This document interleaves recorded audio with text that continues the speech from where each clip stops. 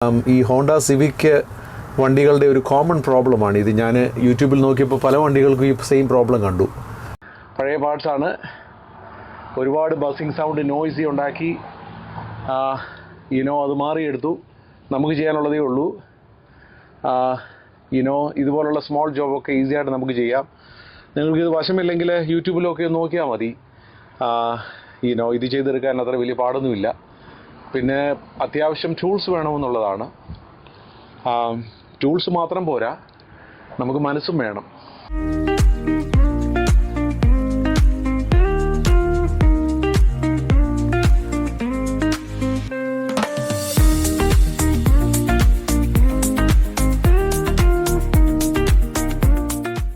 Life തോട്ട്സിൻ്റെ പുതിയൊരു വീഡിയോയിലേക്ക് എല്ലാവർക്കും സ്വാഗതം. ഇന്ന് ഞാൻ ചെയ്യാൻ പോകുന്ന ഒരു ചെറിയ വർക്ക് എന്ന് പറയുന്നത് എൻ്റെ ഹോണ്ട സിവിക് കാറ്, അതിൻ്റെ ഈ ഫ്യൂൽ ടാങ്ക് ഡോറിനെ ഒരു ബസ്സിങ് സൗണ്ട്, ഒരു വല്ലാത്ത ശബ്ദം ഉണ്ടാക്കുന്നു. കുറച്ച് നാളായിട്ട് അത് അരോചകമായിട്ട് കേൾക്കുന്നു. ഞാൻ നിങ്ങളെ ആ ശബ്ദം കേൾപ്പിക്കാം. അത് ഈ ഫ്യൂൽ ടാങ്കിനെ അത് ഓപ്പൺ ചെയ്യുന്നതൊരു മെക്കാനിസമാണ്. ആ മെക്കാനിസം കേടാകുമ്പോഴാണ് അങ്ങനെ സംഭവിക്കുന്നത്. കേട്ടില്ലയോ? ശബ്ദം കേട്ടില്ലേ? അപ്പോൾ ഇത് ഫ്യൂവല് അടിച്ചിട്ട് ക്ലോസ് ചെയ്യുമ്പോൾ, നമ്മൾ ഈ ഡോർ ക്ലോസ് ചെയ്യുമ്പോഴോ അല്ലെങ്കിൽ നമ്മൾ കാറ് പാർക്ക് ചെയ്തതിന് ശേഷം ലോക്ക് ചെയ്യുമ്പോഴോ ഈ ഒരു ബസ്സിങ് സൗണ്ട് വളരെ അരോചകമായിട്ട് കുറച്ച് ദിവസമായിട്ട് കേൾക്കുകയാണ്. അതിൻ്റെ കാരണം ഈ ഒരു പാർട്ട് ഫോൾട്ടി ആയതാണ് അതിൻ്റെ കാരണം. അത് ഞാൻ വാങ്ങിക്കുകയുണ്ടായി. അത് ഒന്ന് മാറ്റുക എന്നുള്ളതാണ്, പുതിയൊരു ആക്യുറേറ്റർ വെക്കുക എന്നുള്ളതാണ് ഇന്നത്തെ എൻ്റെ പരിപാടി, ഇന്നത്തെ എൻ്റെ വർക്ക്. ഇത് വളരെ അരോചകമാണ് ഇതിൻ്റെ സൗണ്ട്. ഇത് എപ്പോഴും പാർക്ക് ചെയ്തിട്ട് ഒരുപക്ഷെ ആൾക്കാരൊക്കെ അരികത്തൂടെ പോകുമ്പോൾ അവർ പേടിച്ചു പോകും ശബ്ദം കേട്ടാൽ. ഇതിൻ്റെ ഒരു കണക്ഷൻ അവിടെ അതിൻ്റെ അടിയിലുണ്ട്, ഈ ട്രങ്കിൻ്റെ അടിഭാഗത്തുണ്ട്. അവിടുന്ന് ഊരിയെടുക്കണം. പക്ഷെ ഇത് ഊരിയെടുക്കുമ്പോൾ ഈ വീൽ അഴിക്കാതെ പറ്റില്ല, കാരണം വീലിൻ്റെ അടിയിലുള്ള ആ പാർട്ടൊക്കെ ഒന്ന് ഊരിയെടുത്തിട്ട് വേണം ഇത് ഫിറ്റ് ചെയ്യുവാനായിട്ട്. അതുകൊണ്ട് വീൽ അഴിക്കുകയും ഇതൊന്ന് റീപ്ലേസ് ചെയ്യാനുള്ള പരിപാടിയെ അങ്ങ് തുടങ്ങാനായിട്ട് പോവുകയാണ്. നിങ്ങൾ വീഡിയോ തുടർന്ന് കാണുക. ഞാൻ ഓർപ്പിച്ചതുപോലെ ഇതിൻ്റെ വീല് അഴിക്കണം. എൻ്റെ കയ്യിൽ ജാക്കും ഒക്കെ ഉണ്ട്. വലിയ ജാക്കും ഉണ്ട്, ചെറിയ ജാക്കും ഉണ്ട്. വലുത് ഇപ്പോൾ ഉപയോഗിക്കേണ്ട കാര്യമില്ല. എനിവേ, ഇന്നൊരു നല്ല ദിവസമായതുകൊണ്ട് ഒരുപാട് ആൾക്കാർ അവരുടെ പട്ടിയും കൊണ്ട് ഇവിടെ എൻ്റെ വീടിൻ്റെ മുൻപിലൊരു പാർക്കുണ്ട്. അവിടെ പാർക്കിൽ പട്ടിയും കൊണ്ട് പോകുന്നു. അതിൻ്റെ ബഹളമാണ്.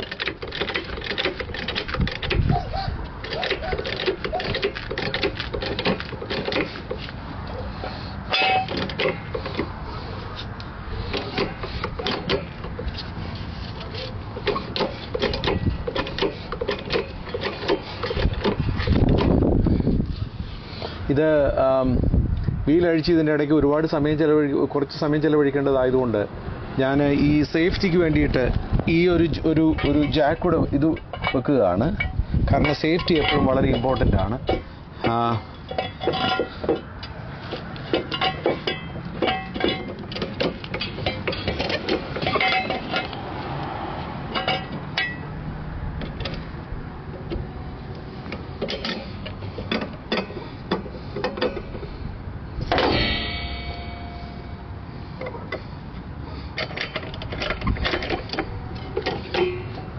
ജാക്കയിൽ മാത്രം വെച്ച് കഴിഞ്ഞാൽ ഒരു പക്ഷേ കുറച്ച് നേരം നമ്മൾ സമയമെടുത്ത് അകത്തൊക്കെ കൈയിട്ട് വീലഴിച്ച് മാറ്റി പണിയുമ്പോൾ വീൽ റീപ്ലേസ് ചെയ്യുന്നത് പോലെയല്ല, ഒരു പക്ഷേ അത് അപകടം ഇരിക്കാൻ വേണ്ടിയിട്ടാണ് ഞാൻ ഒരു സേഫ്റ്റിക്ക് വേണ്ടിയിട്ടാണ് സ്റ്റാൻഡ് വെച്ചത്. ആ സ്റ്റാൻഡ് ഒരു തരത്തിലും അപ്പോൾ പോവുകയില്ല. അപ്പോൾ ഇതുപോലുള്ള ജോലി ചെയ്യുമ്പോൾ എപ്പോഴും നമ്മുടെ സേഫ്റ്റി വളരെ ഇമ്പോർട്ടൻ്റ് ആണ്. നമ്മൾ പ്രത്യേകിച്ച് വീലിൻ്റെ അടിയിൽ കയറിയുള്ള പണികളൊക്കെ ചെയ്യുമ്പോൾ നമ്മൾ വേണ്ട പ്രിക്കോഷൻസ് എടുത്തു വേണം എപ്പോഴും ജോലി ചെയ്യാനായിട്ട്. ഇനി ഇത് വീലഴിക്കാനുള്ള പരിപാടിയും ഈ ആക്യുറേറ്റർ ഒന്ന് മാറി വെക്കാനുള്ള പരിപാടിയും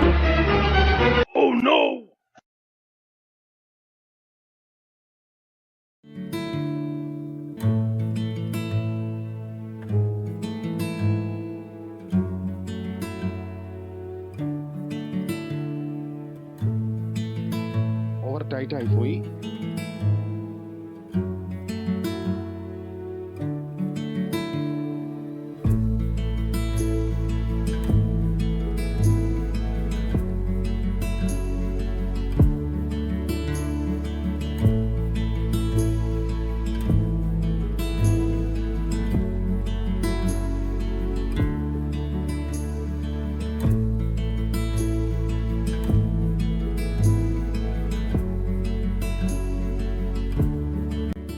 സാധാരണ ഇത്രയും ടൈറ്റ് ആകുന്നതല്ല,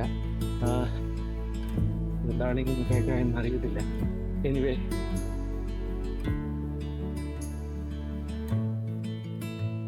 വീല് മാറുന്നതിനുള്ള ടൂൾസൊക്കെ എൻ്റെ കയ്യിൽ ഉണ്ട്. കാരണം ഞാൻ നാളുകളായിട്ട് ഇപ്പോൾ ഞാൻ തന്നെയാണ് വീല് ഒക്കെ മാറുന്നത്.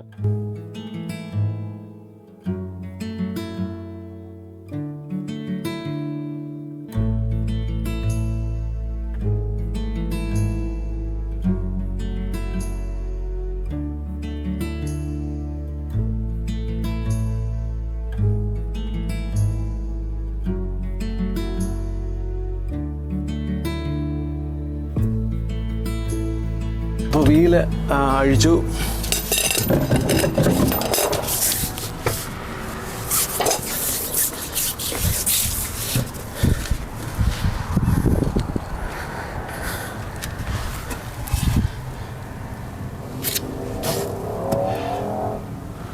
ഞാൻ ഓർപ്പിച്ചതുപോലെ ആക്യുറേറ്റർ ഇരിക്കുന്നത് ഈ ഫെൻഡർ കവർ അഴിച്ചെങ്കിൽ മാത്രമേ അത് ഫിറ്റ് ചെയ്യാനായിട്ട് കഴിയുകയുള്ളൂ. അത് അഴിക്കണം. എനിക്ക് ഒറിജിനൽ പാർട്സ് ഞാൻ വാങ്ങിക്കുകയുണ്ടായി ഹോണ്ടയിൽ നിന്നും. ഇതാണ് നമ്മൾ റീപ്ലേസ് ചെയ്യുന്ന സാധനം. ഇത് ഞാൻ ഹോണ്ടയിൽ നിന്നും വാങ്ങിച്ചതാണ്. ഒരു സ്നേഹിതൻ ഹോണ്ടയിൽ വർക്ക് ചെയ്യുന്നുണ്ട്, അതിൻ്റെ ജെന്യുവൻ പാർട്സ് ആണ്, അത് വാങ്ങിച്ചതാണ്. അതാണ് റീപ്ലേസ് ചെയ്യാനായിട്ട് പോകുന്നത്. ഇതാണ് പഴയ ഊരി. ഇതിൻ്റെ ഒരു വയറിംഗ് കണക്ഷനുണ്ട്. ഈ ഒരു സോക്കറ്റിനകത്തോട്ട് കൊടുക്കുന്ന ഒരു വയറിംഗ് കണക്ഷനുണ്ട്. ഇതാണ്. അത് ഊരിയെടുക്കാൻ ഇച്ചിരി ശ്രമകരമായിരുന്നു, കാരണം അതിരുന്നങ്ങ് ഇതായിപ്പോയി, സ്റ്റക്കായിപ്പോയി. അപ്പോൾ ഇനി ഇത് പുതിയത് മേടിച്ചത് ഒന്ന് മാറാം. അതുപോലെ തന്നെ ഇവിടെ ഇത് കണക്ട് ചെയ്യുന്നത് പുറകിലൊരു ഈ ഒരു കേബിളാണ്. ഈ കേബിള് ഈ ഒരു ചെറിയൊരു ക്ലിക്കുണ്ട് ഇവിടെ. അപ്പോൾ ഇതിനകത്ത് കയറ്റി ഇത് ഇവിടെ സെക്യൂർ ചെയ്യുകയും ചെയ്യണം. അത് ഞാൻ അവസാനം കാണിക്കാം.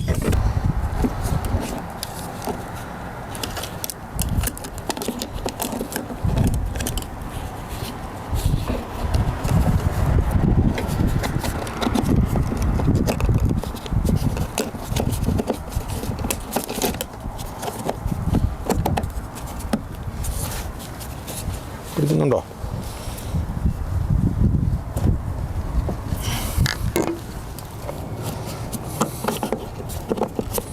അത് നോക്കാം. ഓക്കെ, തിരിച്ചായിരുന്നു വേണ്ടത്. അപ്പോൾ ഇത് ഇപ്പം ഫിറ്റായിട്ടുണ്ട്. ഇനി നമ്മൾ കണക്ഷനൊക്കെ കൊടുത്തു. ഇനി ഇതിൻ്റെ ഒരു കേബിളുണ്ട്, ഞാൻ പറഞ്ഞല്ലോ, അത് അപ്പുറത്ത് ആക്കണം. അതെവിടാ മോനെ എൻ്റെ കെഴുത്ത കാട്. ഇപ്പം തരാം.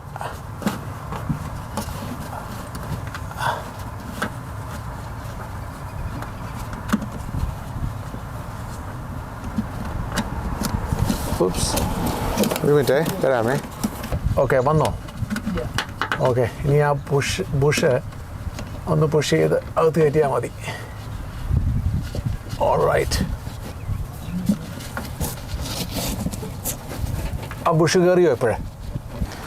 അപ്പോൾ ഈ ഒരു ചെറിയ ക്ലിക്ക്, ഇത് ഒരു പിന്നാണ്. അത് ഈ ഇതിൻ്റെ ഇങ്ങോട്ട് കാണിച്ച പോലെ ഈ ആക്യുറേറ്ററെ സെക്യൂർ ചെയ്യാൻ വേണ്ടിയിട്ടുള്ള ഈ ഒരു ലൈനിൽ കൂടെ ഇത് സെക്യൂർ ചെയ്യണം. ഇത് ഇങ്ങനെ വെച്ചിട്ട് മുകളിലൊരു ക്ലിക്ക് ഉണ്ട്, അതിൽ ഫിറ്റ് ചെയ്താൽ മതി. യെസ് അവിടെ സെക്യൂറായി. അതിപ്പോൾ അതൊരു പിന്നാണ്. ആ പിൻ അതിലൂടെ ഒന്ന് സെക്യൂർ ചെയ്യാൻ വേണ്ടി മാത്രമുള്ളതാണ്. That's it. പിന്നെ ഇങ്ങനെ വന്നേ, ഇത് വന്നേ, പിന്നെ ഇതിൻ്റെ ഒരു കവറുണ്ട്, അതങ്ങ് അടയ്ക്കുക. That's it. ഓക്കെ, ഇനി ഇത് വർക്ക് ചെയ്യുമോ എന്നുള്ളതാണ് വിഷയം. ഓക്കെ, സംഭവം സോൾവ്ഡ്. നേരത്തെ ലോക്ക് ചെയ്യുമ്പോൾ ഭയങ്കര ശബ്ദമായിരുന്നു, താണ്ടിപ്പം പ്രോബ്ലം മാറി. ഒന്ന് കാണിച്ച പോലെ ഇങ്ങോട്ടെ. ഈ ഒരു സാധനമായിരുന്നു അഴുക്കായിരുന്നത്, ഓർക്കുന്നുണ്ടല്ലോ ഇത്. ഓക്കെ, ഇതായിരുന്നു പ്രോബ്ലം, കണ്ടില്ലയോ? അത് ലോക്ക് ആകുമ്പോൾ ഭയങ്കര ബസിങ് സൗണ്ട് ആയിരുന്നു. ഏതായാലും ആ സൗണ്ട് മാറി. ഓക്കെ, അപ്പോൾ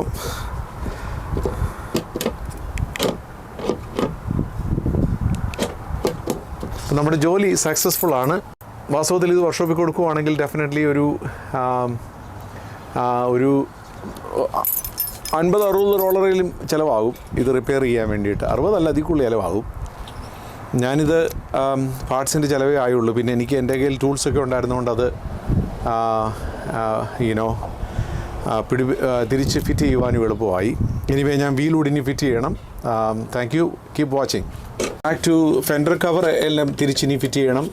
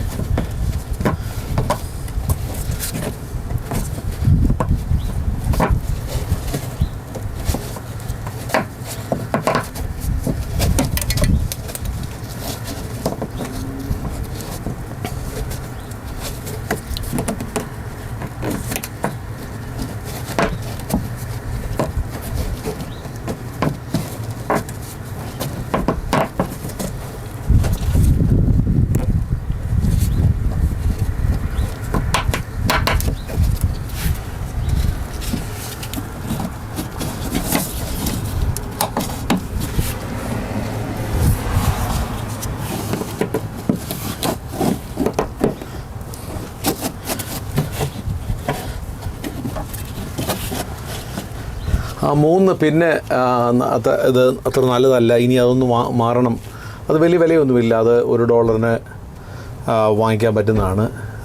തീരെ ചീപ്പായിട്ടുള്ള സാധനമാണ്. ആ ഫെൻഡർ കവർ ക്ലിക്ക് ചെയ്ത് വെക്കുന്ന ഒരു പിന്ന് പോലൊരു ക്ലിക്കുണ്ട്. ഒരു പിന്നാണ് എനിക്ക് തോന്നുന്നത്. അത് പിന്നാണ്, ഒരു പ്ലാസ്റ്റിക് പിന്നാണ്. അത് ഫെൻഡർ കവർ സെക്യൂർ ചെയ്യുന്ന അതിനകത്താണ്. നമ്മൾ വീൽ അഴിച്ച് കഴിയുമ്പോൾ കാണുന്ന ഈ കവർ എല്ലാം സെക്യൂർ ചെയ്ത് വെക്കുന്ന ഒരു ചെറിയ പിന്നുണ്ട്, കറുത്ത പിന്ന്. അതൊരു ക്ലിക്കാണ്. അത് ഞാൻ ഊരിയപ്പോൾ അത് ഒരുപാട് പഴക്കമുള്ളതായതുകൊണ്ട് അത് ഒടിഞ്ഞു പോയി.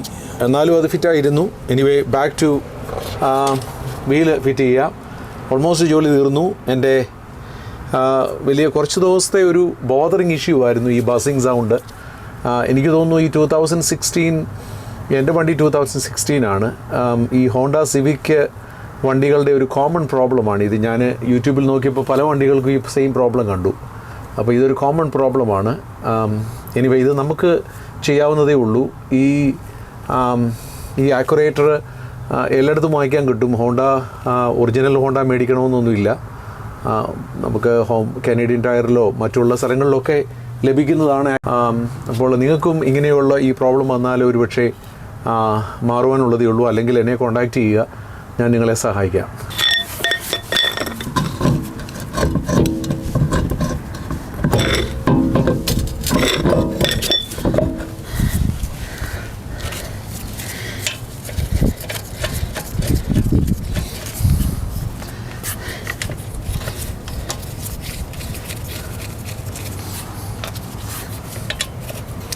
വീല് ടോർക്ക് ചെയ്യണം.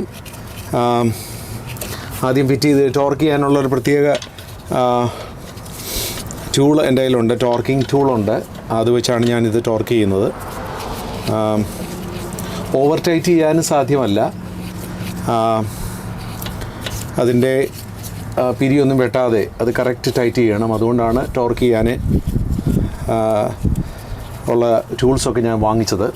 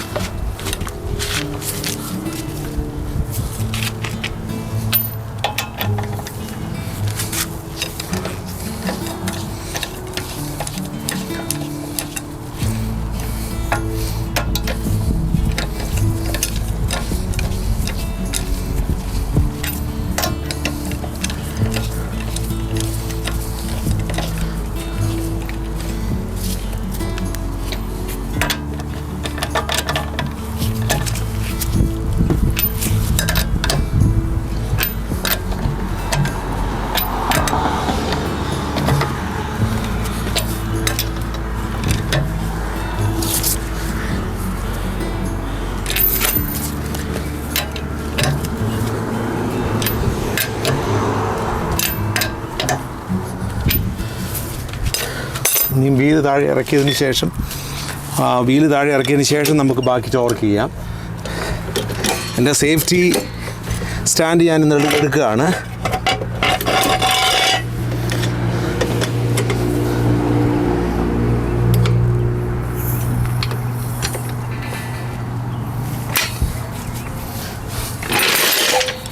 എൻ്റെ ഈ ടോർക്ക് സാധാരണ ഹോണ്ടായ്ക്ക് ഉള്ള ഒരു ടോർക്കിങ് ഞാൻ ഇട്ടേക്കുന്നത് 85 to 90 ആണ് ഇട്ടേക്കുന്നത്. ഇതാണ് സാധാരണ ഞാൻ എൻ്റെ വണ്ടികളുടെ വീലെല്ലാം മാറുമ്പോഴുള്ള ഈ ടൈപ്പ് വാഹനങ്ങളുടെ എല്ലാം ടോർക്കിംഗ്. ആ ഒരു ഇതിന് പറയുന്ന ടോർക്കിംഗ് ഫുട് പൗണ്ട് എന്ന് പറയും. ആ ഒരു ഫുട് പൗണ്ടിലാണ് ഞാൻ ഇട്ടേക്കുന്നത്. എനിവേ ഒന്ന് ടൈറ്റ് ചെയ്യാം.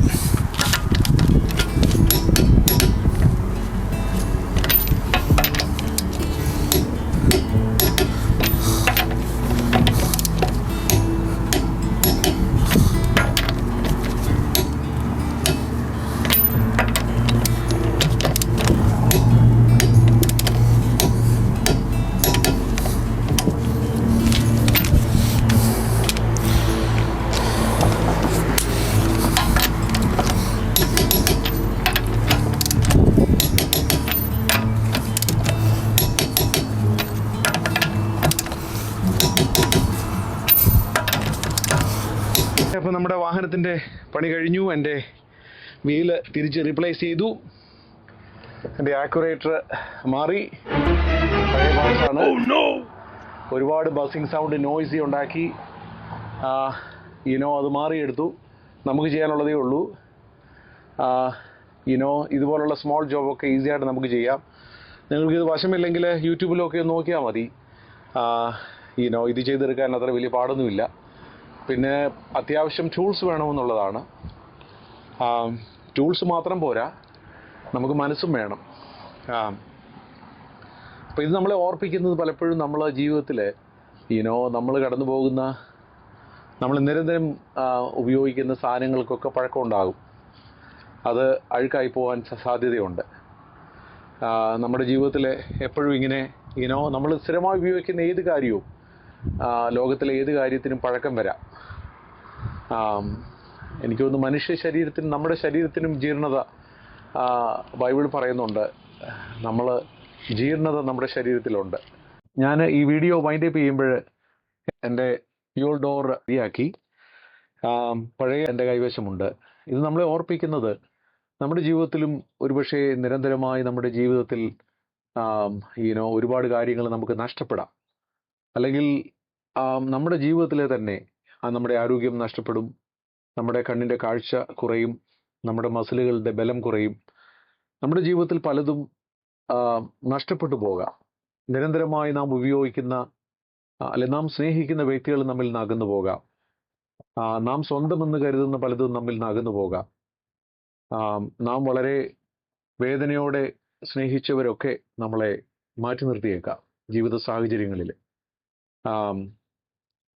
നമ്മുടെ വ്യക്തിപരമായ ജീവിതത്തിൽ തന്നെ നാം അറിയാതെ വ്യത്യാസങ്ങൾ കടന്നു വരികയും നമുക്ക് പലതും നഷ്ടപ്പെടാം ജീവിതത്തിൽ. ഒരുപക്ഷെ നിങ്ങൾ ചിന്തിക്കും, നിങ്ങൾക്കിപ്പോൾ നല്ല ആരോഗ്യവും ബലവും കഴിവും പ്രാപ്തിയും ധനവും ഒക്കെ ഉണ്ട് എന്ന് നിങ്ങൾ ചിന്തിക്കാം. എന്നാൽ ഇത് ഓർപ്പിക്കുന്നത് നാം കാണുന്നതും നമ്മിലുള്ളതും എല്ലാം പഴകിപ്പോകുന്നതും നഷ്ടമാകുന്നതും തുരുമ്പെടുക്കുന്നതുമാണ് എന്നുള്ളതാണ്. ബൈബിളിൽ ഒരു വാക്യം പറയുന്നു, ഏത് മനുഷ്യനും ഉറച്ചു നിന്നാൽ ഒരു ശ്വാസമത്രേ. ഞാൻ പഴയ നിയമത്തിലെ ഒരു വാക്യം വായിച്ച് ഈ വീഡിയോ വൈൻഡപ്പ് ചെയ്യാൻ ആഗ്രഹിക്കുന്നു. അത് സഭാപ്രസംഗി എക്ലേസിയാസ്റ്റിസ് സഭാപ്രസംഗിയുടെ പുസ്തകത്തില് 3-ാമത്തെ അധ്യായം അതിൻ്റെ 11-ാമത്തെ വാക്യത്തിൽ നാം ഇങ്ങനെ വായിക്കുന്നു, അവൻ സകലവും അതതിൻ്റെ സമയത്ത് ഭംഗിയായി ചെയ്ത് നിത്യതയും മനുഷ്യരുടെ ഹൃദയത്തിൽ വച്ചിരിക്കുന്നു. എങ്കിലും ദൈവം ആദിയോടന്തം ചെയ്യുന്ന പ്രവൃത്തിയെ ഗ്രഹിപ്പാൻ അവർക്ക് കഴിവില്ല.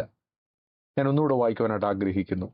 അവൻ സകലവും അതതിൻ്റെ സമയത്ത് ഭംഗിയായി ചെയ്ത് നിത്യതയും മനുഷ്യരുടെ ഹൃദയത്തിൽ വെച്ചിരിക്കുന്നു. എങ്കിലും ദൈവം ആദിയോടന്തം ചെയ്യുന്ന പ്രവൃത്തിയെ ഗ്രഹിപ്പാൻ അവർക്ക് കഴിവില്ല. പലപ്പോഴും കർത്താവായ യേശു ക്രിസ്തു കാൽവറിയിൽ നമുക്ക് വേണ്ടി ചെയ്തത് വിസ്മരിക്കുന്ന ഒരുപാട് ജനസമൂഹം നമ്മൾ കാണുന്നുണ്ട്. എന്നാൽ ദൈവം നമ്മളിലുള്ള പലതും തുരുമ്പെടുത്തും പഴകിപ്പോകുന്നതും ദ്രവിച്ചു പോകുന്നതും ഒക്കെ ആണെങ്കിലും നമ്മുടെ ഉള്ളിൽ നഷ്ടപ്പെടാത്ത ഒരു നിത്യത ദൈവം തന്നിരിക്കുന്നു. നിത്യത എന്ന് പറയുമ്പോൾ ദൈവം തൻ്റെ പുത്രനായ യേശു ക്രിസ്തുവിനെ ഈ ലോകത്തിൽ നമ്മുടെ പാപത്തിന് വേണ്ടി അയച്ച് കർത്താവായ യേശു ക്രിസ്തു നമുക്ക് വേണ്ടി കാൽവറിയിൽ യാഗമായി. അവൻ തൻ്റെ തിരുശരീരവും അവൻ തൻ്റെ തങ്കച്ചോരയും നമുക്ക് നമ്മുടെ പാപത്തിന് വേണ്ടി കാൽവറിയിൽ യാഗമായി നൽകുകയുണ്ടായി. നമ്മുടെ ജീവനെ നേടുവാനായാണ് അവൻ അത്ര ത്യാഗം സഹിച്ചത്. ഈ ലോകത്തേക്കാൾ വിലയുള്ള നമ്മുടെ ആത്മാവിനെ നേടുവാന് കർത്താവായ യേശു ക്രിസ്തു കാൽവറിയിൽ നമുക്ക് വേണ്ടി യാഗമായി തീർന്നെങ്കിൽ നമ്മുടെ ഉള്ളിൽ ദൈവം വെച്ചിരിക്കുന്ന നിത്യ ജീവൻ എത്ര വിലയുള്ളതാണ്, അല്ലെ നിത്യത എത്ര വിലയുള്ളതാണ് എന്ന് ഓർപ്പിക്കുവാൻ ഈ വീഡിയോയിലൂടെ ഞാൻ നിങ്ങളെ ആഗ്രഹിക്കുന്നു.